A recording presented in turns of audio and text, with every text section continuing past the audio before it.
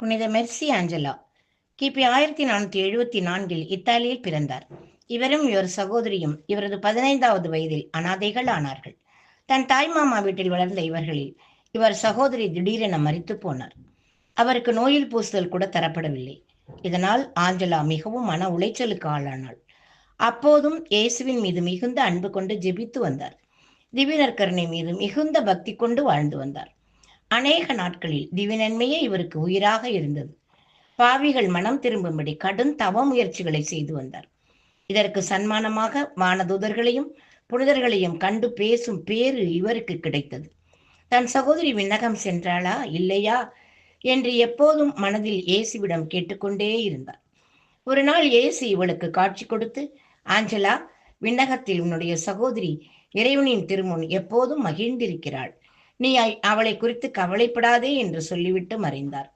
ஆஞ்சலாவிற்கு இயேசுவே தோன்றி காட்சி தந்தார் என்றால் அவர் எந்த அளவுக்கு இயேசுவோடு இறை வேண்டலிலும் நோன்பிலும் இணைந்திருப்பார் என்று நம்மால் புரிந்து கொள்ள முடிகிறது. தன் சொந்த ஊருக்கு திரும்பிய ஆஞ்சலா அங்கு பெண் குழந்தைகள் கல்வி கற்காமல் இருப்பதைக் கண்டு அவர்களுக்காக தனக்கு வந்த சொத்தில் ஒரு பள்ளிக்கூடம் அமைத்தார். அங்கு வந்த குழந்தைகளுக்கு மறைக்கல்வியையும் அடிப்படை கல்வியையும் கற்றுக் கொடுத்தார். இவரது சேவையினை பார்த்துவிட்டு நிறைய பெண்கள் இவரோடு சேர்ந்து கொண்டு இப்பணியை செய்தார்கள். அப்போது ஆஞ்சலா தன்னை பிரான்சிஸ்கன் 3ஆம் சபையில் சேர்த்துக்கொண்டு இப்பணிகளை செய்தார்.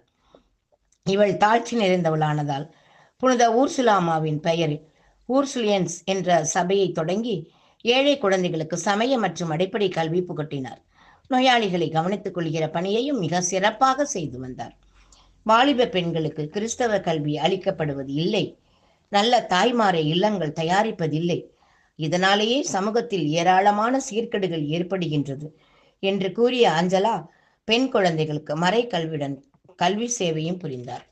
ஒரு சமயம் ஆஞ்சலா ரோமைக்கு சென்றபோது அவரிடமிருந்து அறிவாற்றலை கண்ட திருத்தந்தை 7ஆம் கிளமெண்ட் அவரை ரோமையிலேயே தங்கி தனக்கு உதவி புரியுமாறு கேட்டார்.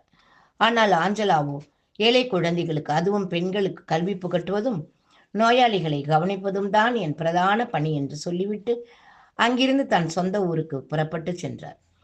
இவர் கிபி 1540 ஜனவரி 27ஆம் நாள் மரிக்கும் பொழுது 24 கல்வி நிறுவனங்கள் இத்தாலியில் முழு கல்வி சேவையை செய்து வந்தன. இவருக்கு 1807ஆம் ஆண்டு மே 24 தேதி திருத்தந்தை 7ஆம் பயஸ் புனிதர் பட்டம் கொடுத்தார். இவர் மாற்றுத்திறனாளிகளின் பாதுகாவலியாக இன்றும் போற்றப்படுகின்றார். மாசெரு பொன்மனம் படைத்தவன் தானே உலகில் முழு